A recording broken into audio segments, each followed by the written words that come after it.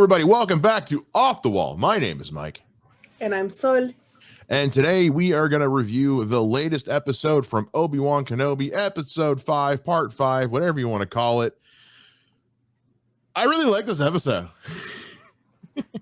It's really good. And that's not just by comparison to last week, which I thought was honestly like a hot garbage of an episode. This was really good. This was some of the best Star Wars that has Star Wars in a long time. I really enjoyed this episode, and I'm trying to temper things within because I had said like there's 2 episodes left and they could very easily just knock it out of the park with the last 2. They could totally do it. And right now they're 1 for 2. Gotta wait and see what happens with the second one because I thought this one totally. Mike is ready to eat some crow. I'm ready to eat some crow. I just made a fresh batch of my homemade barbecue sauce. Slather it up. Yum yum yum. I'm in. Let's do it. Fire up the grill. It's summertime. Let's do it. I will eat some crow. Sol, how did you feel about this one? I really enjoyed this episode. This is what I wanted for this show. It was so good. Like, I still have like my little criticisms here and there from like what it's been from the first 4 episodes, but when it's in an episode as good as this one, you can throw those aside and be like, if I want to be nitpicky, I can pick out those little things, because the entire time I was enjoying myself and I'm like, this is what I wanted. Why didn't we get these in the first 4 episodes? Something like this. Why did it take this long? Where's this show been? Where has this show been all this time? I got everything out of this that I've been wanting since episode 1. Now, keep in mind, I really liked episode 1. And I liked episode 2 up to a certain point. Episode 3, I liked parts of, and episode 4 I thought was an absolute miss. This one, again, this is some of my favorite Star Wars that we've had on Disney Plus. Like, this goes up there with my favorite episodes of The Mandalorian or Book of Boba Fett. Like, this was good Star Wars. This is what we've been looking for. I'm trying to keep this as spoiler free as I can. Right up. Should we throw it up? Should we throw it up? Let's throw it up. Come on, there it is. Who's clicking? Okay. Spoiler alert from here on out, because there's not a whole lot we can talk about with this without spoiling it. Man, all the Clone Wars goodness, yummy in my tummy was delicioso. And to open the episode like that, just boom, young Anakin, and like the detail that they put into it, between having his hair cut correctly to the way their lightsabers looked, because their lightsabers changed from episode 2 at the end of episode 2 going to episode 3. Yeah. Anakin's got cut in half and Obi-Wan just lost his, and they kept them accurate to the time. Like, it was just, it's that attention to detail that I'm looking to get out of a show like this. And it made me so happy that it just kept coming back throughout the episode. It's like, this is why you bring Hayden Christensen back. You don't bring him back to wear the Vader suit the entire time. You bring him back to use him. And boy, howdy did they use him. Right. And there was a warning at the beginning of the episode, because unfortunately, going a little real world, there's an incident about children being attacked in the real world in a school. And then now they did not predict that was going to happen in the real world to then be shown on screen like this. So it was one of those things where it's just like, unfortunately, they had to put that warning there because of real world implications. Well, and it's not just the fact that kind of attack happened. It's what Reva says about how I pretended to be dead so he'd leave me alone. Like, when we're hearing that there were stories about a little girl that actually did that at the school in Uvalde. Not trying to bring everything down here, but it's just like, the parallels are there. And they threw that slate up at the very beginning to let everybody know, like, we're getting into some stuff. and I wasn't sure what to expect, because it's one of those, it's like, how is, like, The Boys has had that happen a couple times this season as well. Yeah. Go check out our reviews of The Boys, available every Saturday. But that one I can kind of expect it to. Star Wars is so far removed from reality, but then, like, as soon as I saw the opening scene with Anakin and Obi-Wan sparring, I was like, oh, we're gonna see some Order 60. We're gonna find out what happened to Reva. Reva. We're gonna get our speculations confirmed, and they were confirmed. She was a youngling. They were confirmed and then some. Mm-hmm. Like, it wasn't just that she was a youngling; it was like what that did to her, what being a surviving youngling of that kind of incident has done to her. And again, like, we see a lot of that paralleled in people talking about things that have happened in this country lately. The fact that it's like, no, I'm not. She's like, I'm not. I'm trying to take him down from the inside. But also, you can tell that because of the life she's had to live, some of her morality has gone away. She is out for herself. And to kind of quote Peacemaker a little bit from the Suicide Squad, she doesn't care how many men, women, and children she has to kill to achieve her goal. Like, she's there to do one thing and one thing only, and that is take out Vader from within and get her revenge. So, like, she is on the dark side, but she is not a Sith. There's a distinction. Yeah. And we got a certain person back here, the Grand Inquisitor. So he is alive.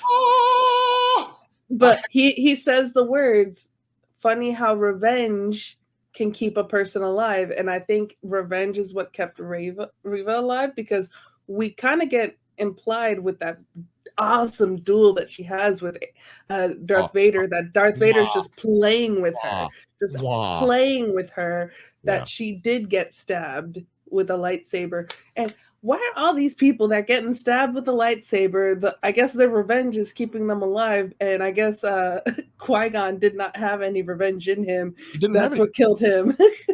With the exact same blow. If Qui-Gon had just had some vengeance in his soul. Listen, guys, a little bit of vengeance could go a long way. I'm just saying. It'll keep you alive. Yeah, as speaking as an Irishman, and we hold grudges like nobody else in the world. A little bit of that is what's going to keep you alive. Right. Qui-Gon just needed to hate Maul a little bit, and he would have stayed alive. Everything, getting the Grand Inquisitor back was just the cherry on top. Because once they pinned that thing to her chest and named her the Grand Inquisitor in the one scene, I was telling myself, I was like, if he doesn't come back at the end of this episode, he's not coming back. Right. And that's been kind of one of my big fears, is like how I ultimately feel about this show is almost hinged on whether or not the Grand Inquisitor is still alive. Right. I said, because if they do not bring him back in this show, I don't care what else happens. The show is dead to me. Yeah, no one fucks with rebels. Listen, Filoni and Lucasfilm and Disney. Rebels is one of the best things in Star Wars that you've put out, okay? Because Clone Wars is hit or miss for a lot of it. Rebels is like damn near flawless. So you leave it be, okay? So yeah, getting him back was just it was that cherry on the sundae. It's like, okay, I know what was going on with Reva. Grand Inquisitor's still alive. I got some badass dark side lightsaber action, most of which didn't actually have a lightsaber in it. It had one. I had more angry Vader. I love angry Vader. I had Moses Ingram. Really, her best acting is in this episode. I'd say 95% of her performance, maybe even like 99% of her performance this episode was flawless. There's like one or two moments where I was just kind of like, eh.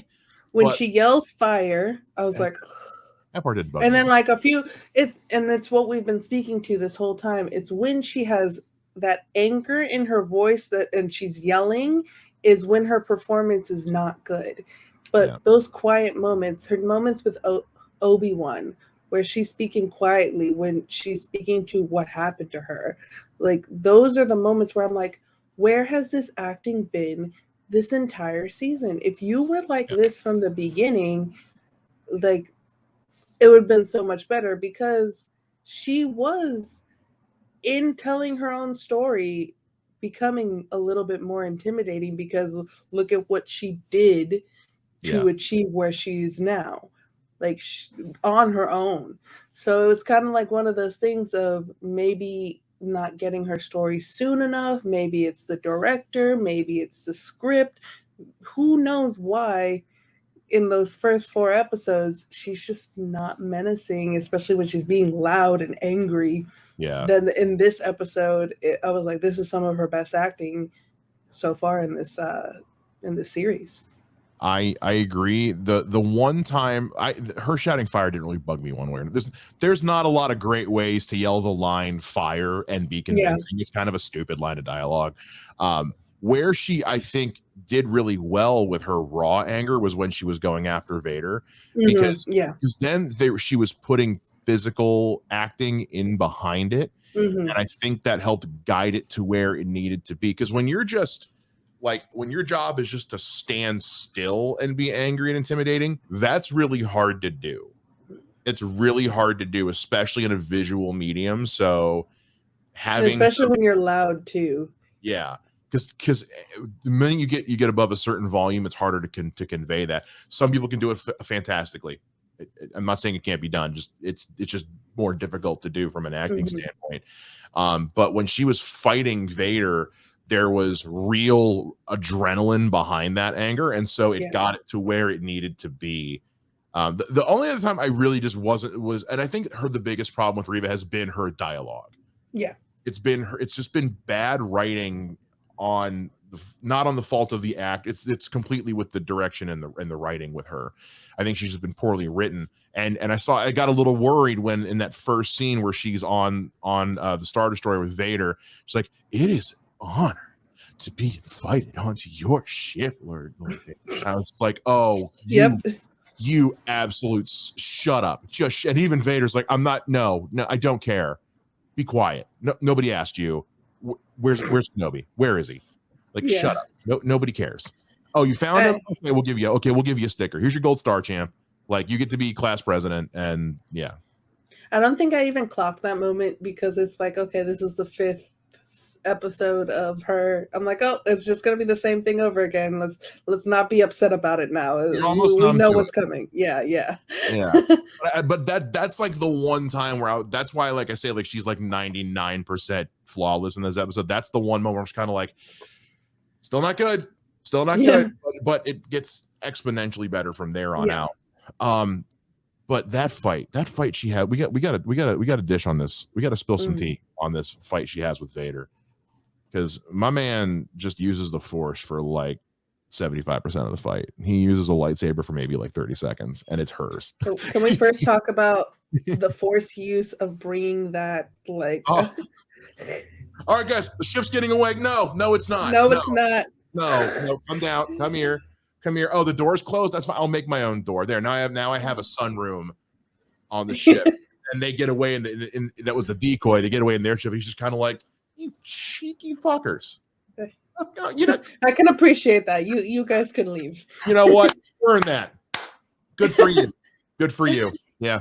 Because I think it's in that moment that he's already realized that the third sister turned on him.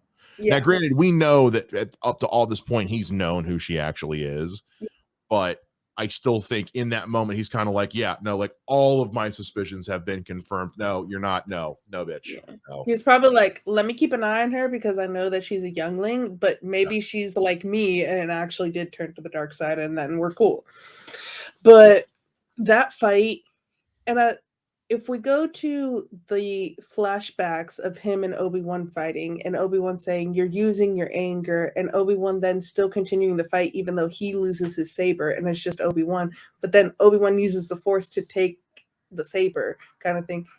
I think he learned the wrong lesson from that fight with Obi-Wan, and we're seeing that in his fight with Reva, with the third sister, because he does take her blade, and then he's just like, you know what would be fun? If I split this in half and try to, like, give you a little bit of fight in you, to see, like, literally just toying with her. And that's when a villain, that's when a villain is scary as hell, is when he's just like, there's nothing that you can do to defeat me. So let's have a little fun. Yeah. I have already won this fight in so many different ways that the actual fight itself means nothing. Yeah. It's like, okay, cool. You beat me. I knew you were here the whole time. Congratulations. You know what? Then guess what? Guess what? You're not actually the Grand Inquisitor. That was all horseshit. He's right there. Like congratulations. You beat me at a fight. You're still not in charge. Like you still failed. Child that I stabbed as a kid. Yeah, I knew it was you the whole time. So yeah. By the way, I killed all your friends. Suck it. It just the amount. I knew Vader was going to be in this show. I didn't know how much Vader was going to be in this show. I thought maybe a couple episodes at the end of the season. That was it. Yeah. And then when he came in episode, when they, their names bring him in episode 2. Well, yeah, episode 2. I'm just like, oh, he's here to stay. Yeah. And he's been here to stay, and he has made his mark in this show. Vader is as big a character as anybody else in this show. And it's just so good. It's very clear that the writers understand, because him and Obi-Wan have been the two consistently good parts of the show every time they've been on screen. And so make the Vader comics an actual show. I'm just saying, if I don't get Vader down as a one-off series, so I can watch him just annihilate 200 rebel soldiers by himself, if I don't get that in a live action format, I will not have lived a good life. I'm sorry. So it's up to you, Disney. Make my life worth something. I do want to talk about the stormtroopers coming in and like the claustrophobic, like you felt claustrophobic watching because they were on top of them, and you saw like losses on both sides, but really just the almost devastation of what is the spark of the rebellion here. And Tala, who's such a good, like, she's such a good actress.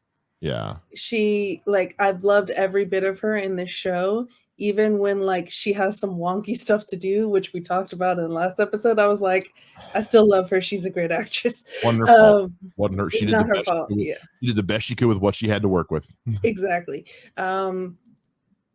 When that music cue hit, I was like, and then she gets shot. I'm like, she's gone. And then the droid, Ned B. Ned B.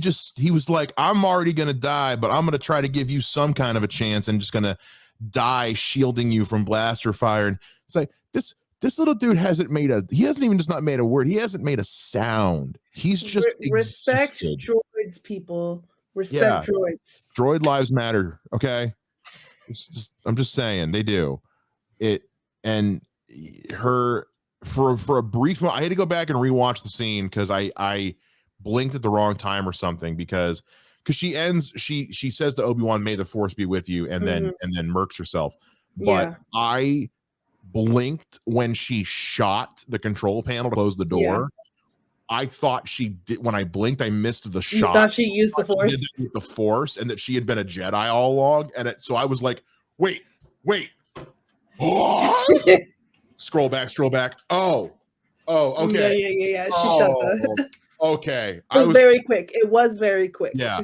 It was one of those like blink and you'll miss it things. And I blinked at the worst time because it completely changed my perception of the scene. I was still heartbroken when she died. Yeah. But that's a testament to how well her character's been used, because the moment she walked on screen as a traitor to the Empire, I was like, she's doomed.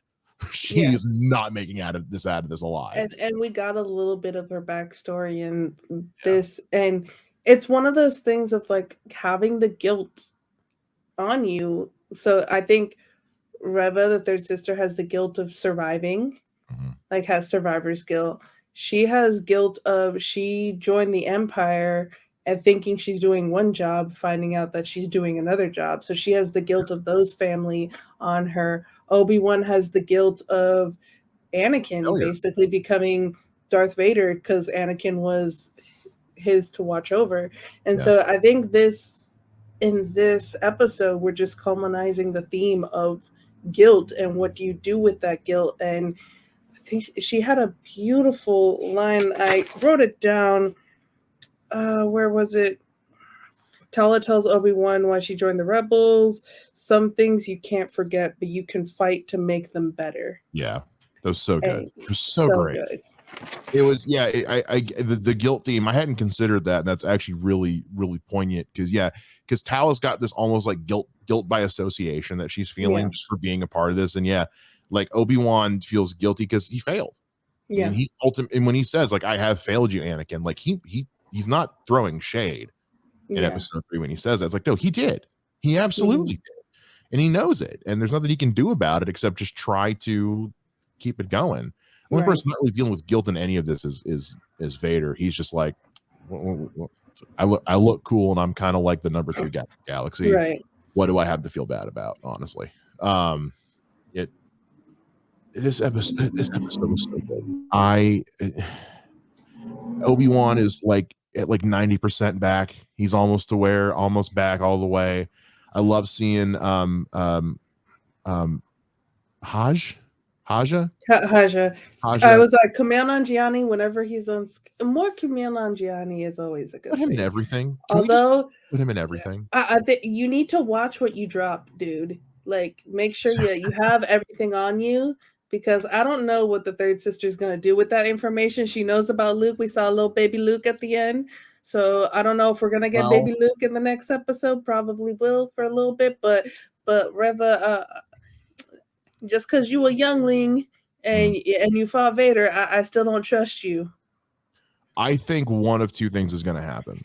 I think that the episode's going to end, because obviously we know that Vader's not going to find out these are his kids until long. That's not at risk, right? But I think the third sister is going to remember, because he says like I'm going to go to Tatooine and find Owen and help him with the boy. She remembers Owen because she made a spectacle of him in episode 1. Yeah, she's gonna remember that. She's gonna be like, Tatooine, Owen. She's gonna go back to Tatooine. I think it's gonna end with kind of that same episode we got in Rebels with Obi-Wan versus Maul in the desert. Yeah, I think we're gonna get something like that. I don't think she's gonna get to Luke and Owen, but I think she's gonna get damn close to the point where I think Owen's going to witness Obi-Wan protecting Luke, and is gonna be like, okay, you can see him. Like, is the fight of the century going to be on Tatooine? No, because there's always been this whole big thing about how Darth Vader's never returned to Tatooine. It's been a thing in Legends and in canon where he refuses. Darth Vader refuses to go back to Tatooine. It's just always of like, they said they didn't break canon, and then we find out this episode that they didn't. But they made us believe it for a little bit, so it's just like, could they retcon that little itty bitty fact? Possible, but I don't think they will, because then he'll have sensed Luke. Yeah, he'll have sensed Luke. He'll know Obi-Wan has been there. Like it kind of throw him. It would throw too many things out of whack for later on. I think. I'm not sure what's going to happen with that fight of the century thing that's been getting teased. I really don't. But all I know is that the doubts I was having about this show from last week have been abated, not entirely, but quite a bit. Like, there's still one more episode to go. I have seen better shows totally drop the ball in the final episode. I'm looking at you, Star Trek Enterprise. You know what you did. That finale was a fiasco. So it could still happen. But they have kind of the Marvel thing of a little bit too much to solve in this last episode, because Reva knows about it, so that we're gonna have to go to Tatooine for a little bit, and we're supposed to have a fight of the century. So how are we gonna fit this and make it all narratively cohesive in one episode? We'll see. Because Obi-Wan, out of all the Marvel and Star Wars shows that have aired on Disney Plus, Obi-Wan has had the shortest runtimes out of all of them, not including the 10 minutes of credits and the recap stuff at the beginning. The episodes have timed out to like 32 minutes tops. And that's because they were saying how the Moon Knight finale was the shortest of all the Marvel episodes, and I was like, yeah, but Obi-Wan's like It shouldn't entire have been. really shouldn't have been. And Obi-Wan's entire season has been like that. The episodes have been far too short. And I've been going back and watching some stuff, and I realized I don't know why they're suddenly glued to this whole 6-episode thing, because WandaVision had 9. The Mandalorian have all had like, I think those have had like 8. They've been going, if it's 30 minutes show, we're going to make it 9 episodes. And if it's an hour show, we're making it 6. But they haven't held to that for the last couple of shows, because Obi-Wan's episodes are all 30 minutes. It was only 6. Moon Knight's episodes are all like 40 minutes, and it's only been 6. So yeah, I'm not sure. I know WandaVision had a lot to do, but I'm like, yeah, but it did it. Can we just do it? Just do 8 episodes or make them a full hour. I don't care which one you do, or both. You got a lot of options there, but what we're doing right now is too short. And like you said, now we're in the same predicament where it's like, I got 1 episode left and a lot of loose ends to tie up, because third sister's not dead. If she was dead, fine, cool. Yeah. And then we're good. Honestly, I kind of, that might be the biggest thing, is I wish that she was dead, because obviously she's dying next episode. Like, that's gonna happen. So they shouldn't, this like kind of like fake out. Like, I really wish that it was like, okay, she's dead, and that tracker like being there, and maybe Vader not finding it, but like the Grand Inquisitor or someone else, one of the other Inquisitors finding it. Yeah. And then that like Inquisitor like dying in the Battle of the Century or something. So then that information never gets to Vader. Like, that would have been better. Like, I feel like that would have been better writing. Reva still being alive at the end of this episode just causes complications for how much they have to tie up in the finale. Yeah, because she's dying next episode. Like, she has to. But that's just one more thing that we've still, and usually in a show, in a season, typically your second to last episode is where you start trying to reduce loose threads so that you've only got like a couple of main things to tie up in the finale. We've still got everything to tie up in the finale. Like, nothing was really like the Grand Inquisitor still being alive is the only thing we really kind of tied off. But then honestly, it's like, okay, cool, but now he's still here. So now what's he gonna do for the rest? It's or the end of this episode, they should have like had like a scene of like Obi-Wan dropping off Leia. Because I don't think Leia's gonna have a lot to do, and it shouldn't have a lot to do next episode. And then when we see the third sister die next episode, like, it's gonna have to be like taking her head off or something, because she's already been stabbed multiple times. She's gotta die. Like, I mean, all the Inquisitors do, and they all will at some point in Rebels, but like, she got to go. It's gotta be in like that scene in Fallen Order. That's like one of the only things I've seen is him like taking out the second sister, which is a great moment, and she's the character I wish Reva could have been. And if Fallen Order wasn't before Obi-Wan, there was a chance we could have had her. But yeah, the second sister was the character that I was kind of hoping Reva would turn out to be, and she just hasn't hit it. But I think that a lot of redemption for her character, not redemption like morally, but redemption for the quality of the character was had in this episode. Yeah. They made me not hate Reva anymore. I don't hate her anymore. I was so over her by the end of episode 4. I was over a lot. I was kind of over the show, honestly. And I live and breathe Star Wars. Bogz still hasn't watched the episode. That's how much like we've all been over the show. Of us watching this or recording this, Bogz still hasn't watched the episode. And I think he's the biggest Star Wars fan of the three of us. He's by far the biggest Star Wars fan out of all three of us. Like, you and I are pretty big Star Wars fans. Big Star Wars fan. But he's busy doing work things, and so he had time to watch either this or Ms. Marvel this morning, and he opted for Ms. Marvel because he really liked the first episode and was like, well, I am far more invested in this than Obi-Wan. And it's kind of it's like, wow, man, I kind of wish you'd watched Obi-Wan because it's really good, but I get why he didn't. So hopefully we'll be able to get his overall thoughts on this episode and the whole thing when we do the finale. next week. But let us know, what did you guys think of episode 5? Was this a big redemption moment for you? Are you back on track? Are you still a little apprehensive? Let us know whatever you thought down in the comments, or hit us up on Twitter. All our Twitter stuff is down in the description. Don't forget to check out everything else that we're doing here on the channel. We've got Ms. Marvel reviews up, The Boys, we've got the Orville trailer reactions. We just put up our Jurassic World Dominion review with me and Bogz, so check that out, as well as our video breaking down the Amber Heard interview. Good God. Check it all out. It's all over there. Like, subscribe, hit the notification bell, all that goodness. And thank you guys for hanging out and watching us and listening to me rant and rabble about just how freaking good this episode of Obi-Wan Kenobi was. So with that being said, let's get the hell out of here, Soul. I think it's good enough. Bye.